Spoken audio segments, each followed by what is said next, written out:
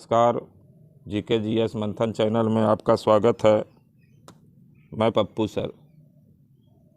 आज भारत का स्वतंत्रता आंदोलन यानी फ्रीडम स्ट्रगल से संबंधित 50 अति महत्वपूर्ण प्रश्न प्रस्तुत किया जा रहा है। पहला प्रश्न है, निम्नलिखित में से किसे भारतीय क्रांति की जननी के रूप में जाना जाता है?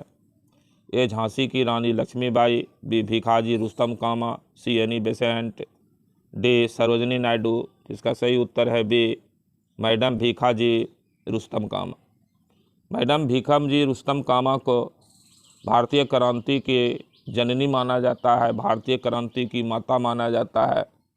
यह बात वैलेंटाइन चिरॉल ने अपनी पुस्तक इंडिया अनरेस्ट में किया और इंडिया अनरेस्ट में ही वैलेंटाइन चिरॉल ने भारतीय क्रांति के जनक यानी पिता लोकमान्य तिलक को कहे हैं। मैडम भीखाजी कामा पहली ऐसी भारतीय हुए जो विदेश में भारत का झंडा को फहराई। दूसरा प्रश्न है, मुस्लिम लीग के निम्नलिखित में से किस सत्र में यानी अधिवेशन में मोहम्मद अली जिन्ना ने एक नया नारा फूट डालो और छोरो का आविष्कार किया था? ए लखनऊ सत्र 1931, बी कराची सत्र 1933, सी लाहौर सत्र 1940, डी कराची सत्र 1943। इसका सही उत्तर है डी कराची अधिवेशन 1943 में मुस्लिम लीग ने फूट डालो और छोरो का प्रस्ताव पारित किया था मोहम्मद अली जिन्ना के नेतृत्व में। प्रश्न संख्या 3 है, बंगाल ब्रिटिश सोसाइटी की स्थापना किस वर्ष हुई थी? ए 1839, बी 1840, सी 1842, डी 1843। तो इसका सही उत्तर है डी 1843 यानी 43 ईस्वी में बंगाल ब्रिटिश इंडिया सोसाइटी की स्थापना हुई थी। प्रश्न संख्या 4 है, किस अधिनियम में महिलाओं को वोट देने का अधिकार प्रदान किया गया? ए भारत परिषद अधिनियम 1909, बी भारत सरकार अधिनियम 1919, सी भारत सरकार अधिनियम 1935, डी भारतीय स्वतंत्रता अधिनियम 1947। तो इसका सही उत्तर है बी भारत सरकार अधिनियम 1919 ईस्वी के द्वारा महिलाओं को वोट देने यानी मत देने का अधिकार प्रदान किया गया। प्रश्न संख्या 5 है, डच कंपनी का भारत आने का मुख्य उद्देश्य क्या था? ये साम्राज्य का विस्तार, बी व्यापार, सी धन की लूट, डी धर्मांतरण। तो इसका सही उत्तर है बी व्यापार। यूरोपियन व्यापारिक कंपनी डच ईस्ट इंडिया का भारत आने का मुख्य उद्देश्य व्यापार करना था। यही एकमात्र ऐसी यूरोपियन व्यापारिक कंपनी हुई जो भारत में साम्राज्य विस्तार करने का प्रयास नहीं किया। प्रश्न संख्या 6 है, फ्रेंच ईस्ट इंडिया कंपनी की स्थापना किस वर्ष हुई थी? ए 1600 ईस्वी, बी 1650 ईस्वी, सी 1664 ईस्वी, डी 1674 ईस्वी। इसका सही उत्तर है सी 1664 यानी 1664 ईस्वी। 1664 ईस्वी में फ्रेंच ईस्ट इंडिया कंपनी की स्थापना हुई थी। इस समय फ्रांस के सम्राट लुई 14वां थे और प्रधानमंत्री फ्रांस के कोलबर्ट थे। ईस्ट इंडिया कंपनी में फ्रेंच ईस्ट इंडिया कंपनी पूरी तरह से एक सरकारी कंपनी थी। प्रश्न संख्या 7 है, कॉर्नवालिस ने राजस्व मामलों से संबंधित सभी मामलों को निम्नलिखित में से किस अदालत में स्थानांतरित कर दिया? ए निजामती अदालत, बी दीवानी अदालत, सी माल अदालत, डी उपयुक्त में से कोई नहीं। इसका सही उत्तर है बी दीवानी अदालत यानी सिविल कोर्ट। कॉर्नवालिस ने राजस्व सुधार के अंतर्गत राजस्व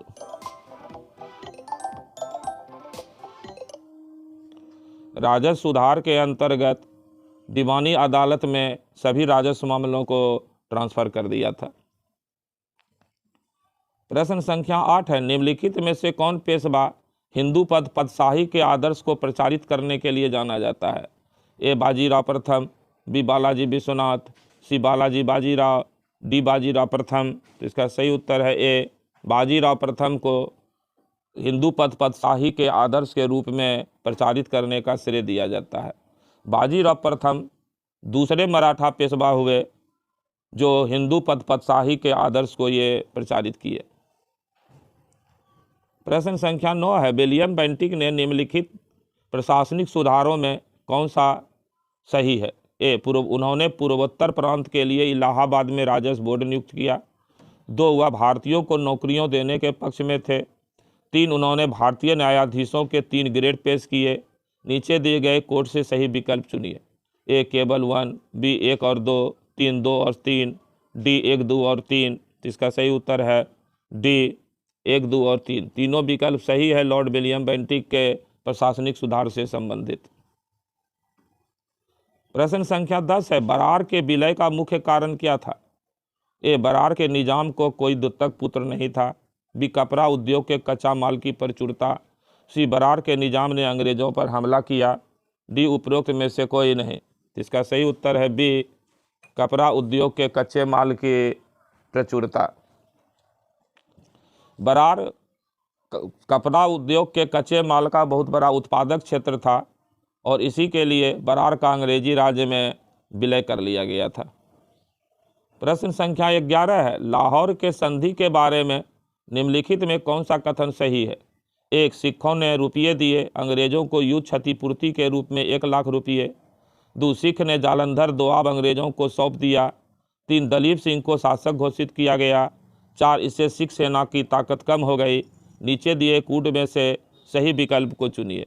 ए केवल 1, बी 1 और 2, सी 1 और 4, डी 1 2 3 और 4। इसका सही उत्तर है चारों, डी 1 2 3 और 4। चारों विकल्प सही है लाहौर की संधि के बारे में। चारों में अंग्रेजों को युद्ध क्षतिपूर्ति के रूप में सिखों ने 1 लाख रुपये दिए। सिख ने जालंधर दोआब अंग्रेज को सौंप दिया। दलीप सिंह को शासक घोषित किया गया। इससे सिख सेना की ताकत कम हो गई।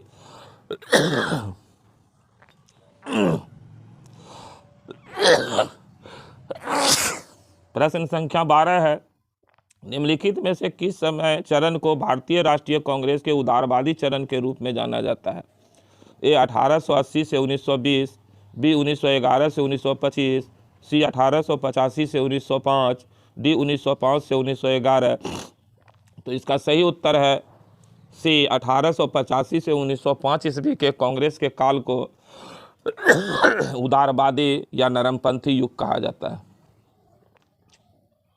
प्रश्न संख्या 13 है, निम्नलिखित में से किस समाचार पत्र ने स्वदेशी आंदोलन के समय सबसे पहले विदेशी वस्तुओं के बहिष्कार का आह्वान किया था?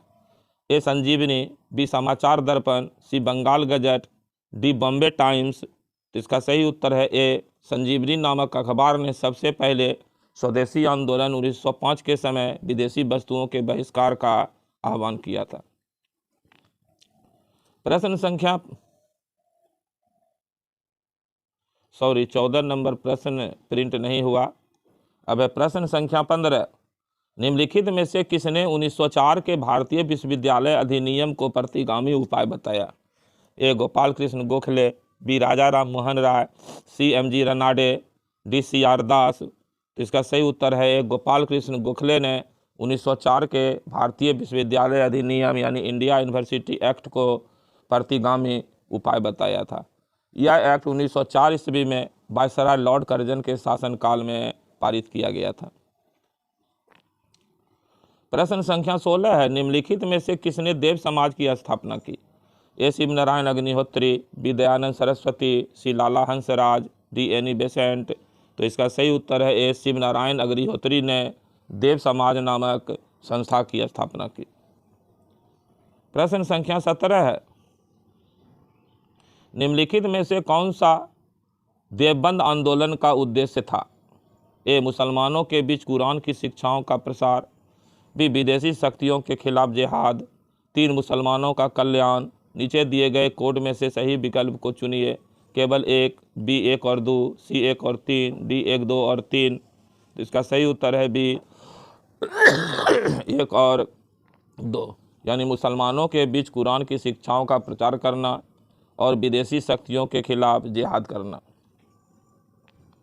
देवबंद आंदोलन को चलाने के लिए उत्तर प्रदेश के सहारनपुर जिला में देवबंद स्कूल की स्थापना की गई थी और देवबंद स्कूल के संस्थापक में मोहम्मद कासिम ननोतवी और रशीद अहमद गंगोही प्रमुख थे।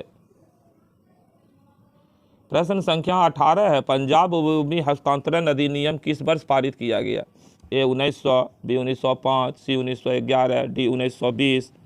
इसका सही उत्तर है ए 1900 ईस्वी में पंजाब भूमि हस्तांतरण अधिनियम पारित किया गया।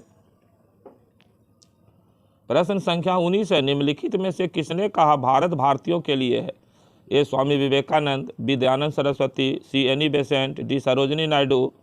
तो इसका सही उत्तर है बी दयानंद सरस्वती ने कहा था कि भारत भारतीयों के लिए है। प्रश्न संख्या 20 है, निम्नलिखित में से किस शासक ने 1700 के आसपास अर्काट रियासत पर शासन किया? ए सादुल्ला खां, बी हैदर अली, सी टीपू सुल्तान, डी निजामुल मुल्क। तो इसका सही उत्तर है ए सादुल्ला खां ने 1700 ईस्वी के लगभग आरकोट पर शासन किया था। इसके अलावा हैदर अली मैसूर के राजा थे, टीपू सुल्तान भी मैसूर के राजा थे, निजामुल मुल्क हैदराबाद के राजा थे। प्रश्न संख्या 21 है, निम्नलिखित में से नाना साहब का वास्तविक नाम क्या था? ए धुंधु पंत, बी रामचंद्र पंत, सी पांडुरंग पंत, डी उपरोक्त में से कोई नहीं। इसका उत्तर है सही ए धुंधु जी पंत। नाना साहब का वास्तविक नाम धुंधु जी पंत था और 1857 के विद्रोह में नाना साहब कानपुर से विद्रोह का नेतृत्व किए थे। प्रश्न संख्या 22 है, पंजाब केसरी के नाम से किसे जाना जाता है? ए लाला लाजपत राय, बी लाला हरदयाल, सी आर दास, डी अजीत सिंह।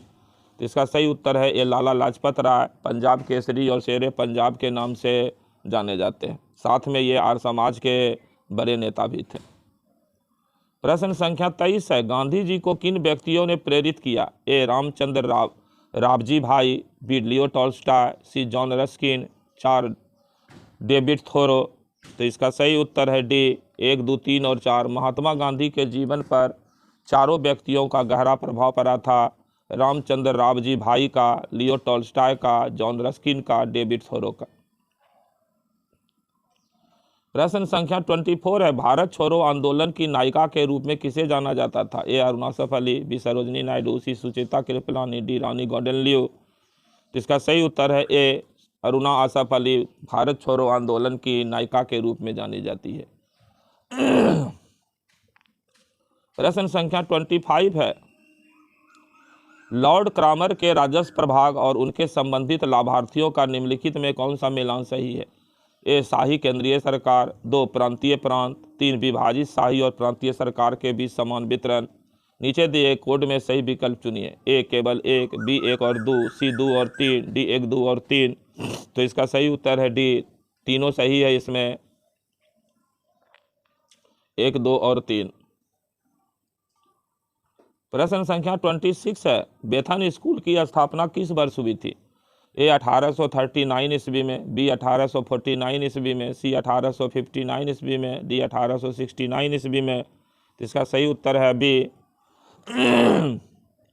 1849 ईस्वी में जोनाथन बेथ्यून ने बेथ्यून स्कूल की स्थापना किया था। कलकत्ता में बेथ्यून स्कूल की स्थापना बेथ्यून ने किए थे।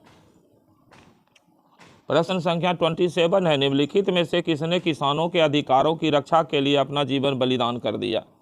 ए बीरा गुनम्मा, बी रानी गांडिल्यू, सी मैडम कामा, डी अरुणा आसफ अली। इसका सही उत्तर है ए बीरा गुनम्मा ने किसानों के अधिकारों की मांग को लेकर के अपने जीवन का बलिदान कर दिया।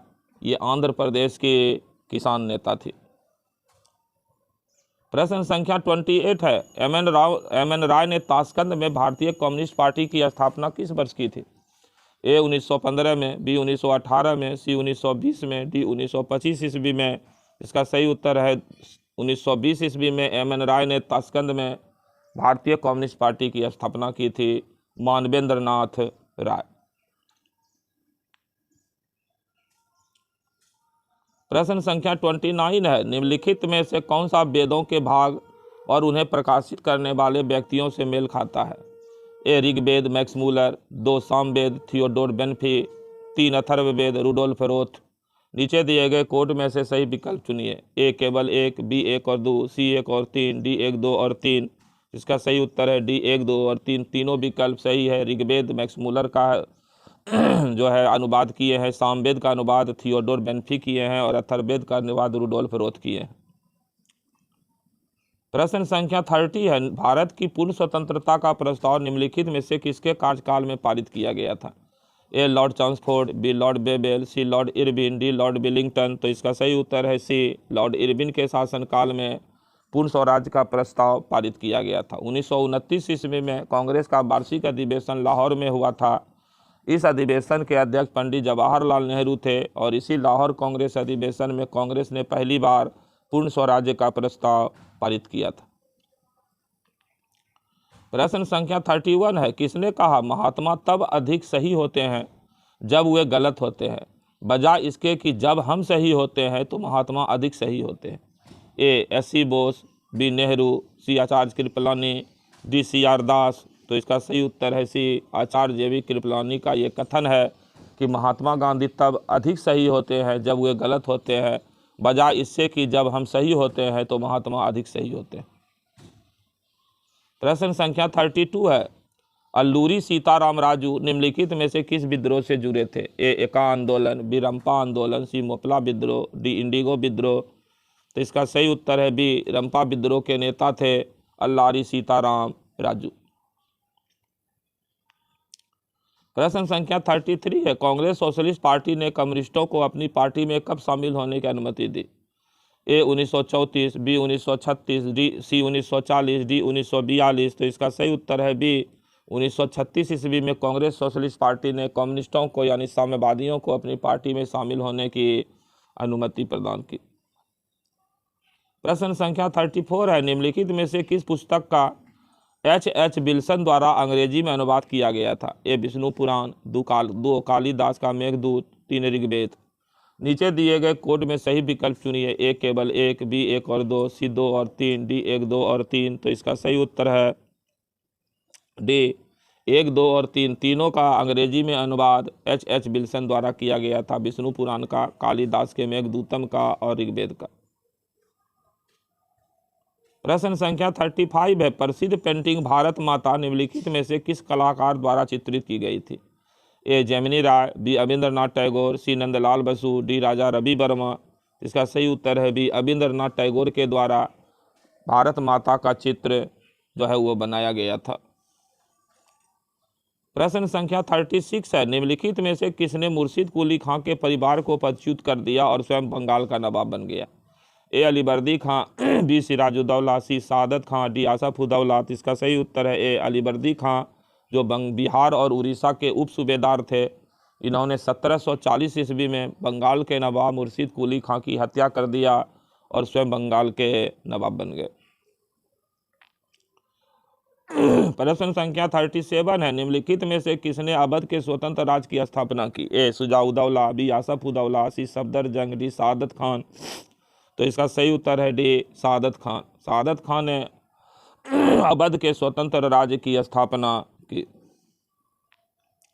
प्रश्न संख्या 38 है, लंदन में प्रथम गोलमेज सम्मेलन का उद्घाटन किस तिथि को हुआ था? ए 15 जुलाई 1930 को, बी 17 अगस्त 1930 को, सी 10 अक्टूबर 1930 को, डी 12 नवंबर 1930 को। तो इसका सही उत्तर है डी, 12 नवंबर 1930 ईस्वी को लंदन के सेंट जेम्स पैलेस में प्रथम गोलमेज सम्मेलन का उद्घाटन किया गया था।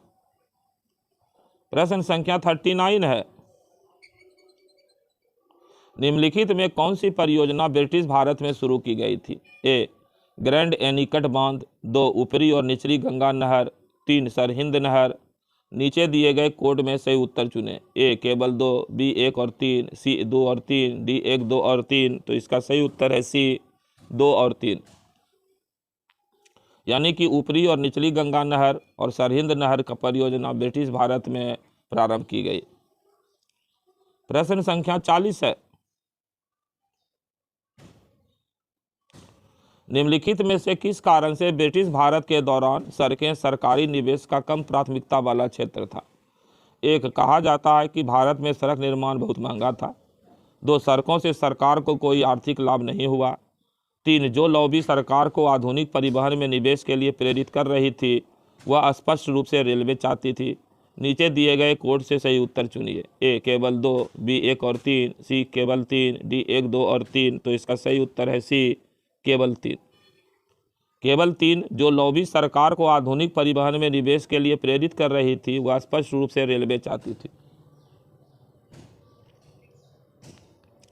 प्रश्न संख्या 41 है, महात्मा गांधी ने डैश के लेखन से गहराई से प्रभावित थे। A Leo Tolstoy, B Lenin, C Bernard Shaw, D Karl Marx. तो इसका सही उत्तर है ए लियो टॉल्स्टॉय। लियो टॉल्स्टॉय को महात्मा गांधी महर्षि का करके संबोधित करते थे। और लियो टॉल्स्टॉय की जो सबसे प्रसिद्ध पुस्तक है वार एंड पीस, इससे गांधी जी काफ़ी प्रभावित भी थे।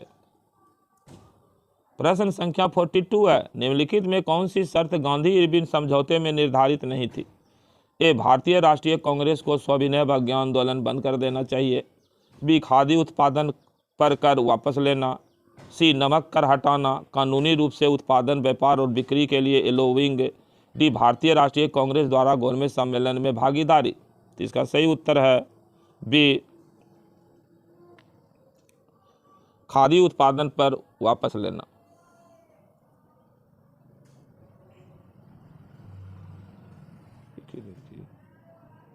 कौन सी शर्त गांधी और समझौते में नहीं थी? तो बी नहीं था खादी उत्पादन पर कर वापस लेना। बाकी तीनों गांधी इरविन समझौता 1931 में था। कांग्रेस सविनय अवज्ञा आंदोलन बंद कर देगा, नमक कर को हटा लिया जाएगा और कांग्रेस द्वितीय गोलमेज सम्मेलन में भाग लेगी। प्रश्न संख्या 43 है, बरगांव का सम्मेलन किस वर्ष हुआ था?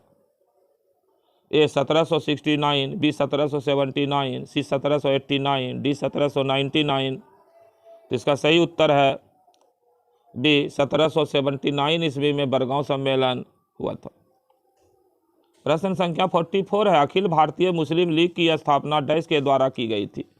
ए आगा खां, बी मोहम्मद अली जिन्ना, सी हकीम अजमल खां, डी मौलाना अहमद अली। तो इसका सही उत्तर है ए आगा खां।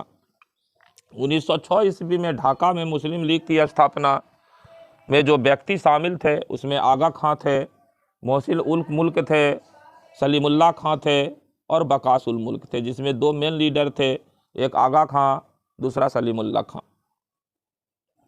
प्रश्न संख्या 45 है, 19वीं शताब्दी में हिंदू धर्म के पुनरुद्धार के लिए निम्नलिखित में से कौन जिम्मेवार था? ए राजा राम मोहन राय, बी स्वामी विवेकानंद, सी गुरु शंकराचार्य, डी स्वामी दयानंद। तो इसका सही उत्तर है बी स्वामी विवेकानंद। 19वीं शताब्दी में हिंदू के धर्म के पुनरुद्धार के लिए जिम्मेवार थे, इसलिए विवेकानंद को नव हिंदूवाद का जनक माना जाता है। प्रश्न संख्या 46 है, सत्याग्रह के 3 महत्वपूर्ण रूपों के नाम बताइए। ए असहयोग, सविनय अवज्ञा और बहिष्कार, बी क्रांति, जनमत संग्रह और बहिष्कार, सी बहिष्कार, सविनय अवज्ञा और विद्रोह, डी असहयोग, क्रांति और जनमत संग्रह। इसका सही उत्तर है ए असहयोग, सविनय अवज्ञा और बहिष्कार। ये सत्याग्रह के 3 महत्वपूर्ण नाम थे। प्रश्न संख्या 47 है, किस ब्रिटिश गवर्नर जनरल ने भारत में डाक टिकट की शुरुआत की? A Lord Auckland, B Lord Canning, C Lord Dalhousie, D Lord William Bentinck. तो इसका सही उत्तर है C Lord Dalhousie. Lord Dalhousie ने 1854 ईस्वी में भारतीय डाकघर अधिनियम पारित किया और इस अधिनियम के द्वारा भारत में पहला डाक टिकट कराची में जारी किया गया। प्रश्न संख्या 48 है, निम्नलिखित में से कौन सा जोड़ा सही सुमेलित नहीं है? ए लॉर्ड वेलेजली, सहायक गठबंधन, बी लॉर्ड डलहौजी, व्यवगत सिद्धांत, सी लॉर्ड मिंडो, इंडियन काउंसिल अधिनियम 1909, D Lord Curzon, vernacular press अधिनियम 1878। तो इसका सही उत्तर है D Lord Curzon, vernacular press अधिनियम 1878। ये गलत है, वर्नाक्यूलर प्रेस अधिनियम 1878 लॉर्ड लीटन के समय में पारित किया गया था। बाकी तीनों सही है, लॉर्ड वेलेजली का सहायक संधि, लॉर्ड डलहौजी का व्यवगत सिद्धांत और लॉर्ड मिंटो का 1909 का भारत सरकार अधिनियम। प्रश्न संख्या 49 है, 1 नवंबर 1858 ईस्वी को रानी की उद्घोषणा जारी करने के लिए शाही दरबार कहाँ आयोजित किया गया था? ये लखनऊ, बी कानपुर, सी इलाहाबाद, डी दिल्ली। इसका सही उत्तर है सी इलाहाबाद। 1 नवंबर 1858 ईस्वी को 58 ईस्वी को एक दिन के लिए इलाहाबाद को ब्रिटिश भारत की राजधानी बनाई गई थी और इलाहाबाद के ही शाही दरबार में वायसराय लॉर्ड कैनिंग ने महारानी विक्टोरिया के घोषणा पत्र को पढ़ा था। और प्रश्न संख्या 50 है, चौरी चौरा घटना डैश में हुई थी? ए 1902, बी 1912, सी 1922, डी 1932। इसका सही उत्तर है सी 1922 ईस्वी में। 5 फरवरी 1922 ईस्वी को उत्तर प्रदेश के चौरी चौरा नामक स्थान में आंदोलनकारी हिंसक हो गए थे और वह चौरी चौरा थाना में आग लगा दिए थे, जिसमें 22 पुलिसकर्मी जिंदा जल गए थे। यही घटना चौरी चौरा हत्याकांड के नाम से जानी जाती है। और इस घटना की खबर सुनने के बाद महात्मा गांधी ने असहयोग आंदोलन को वापस ले लिया था। इस वीडियो में इतना ही। तब तक के लिए जय हिंद, जय भारत, नमस्कार।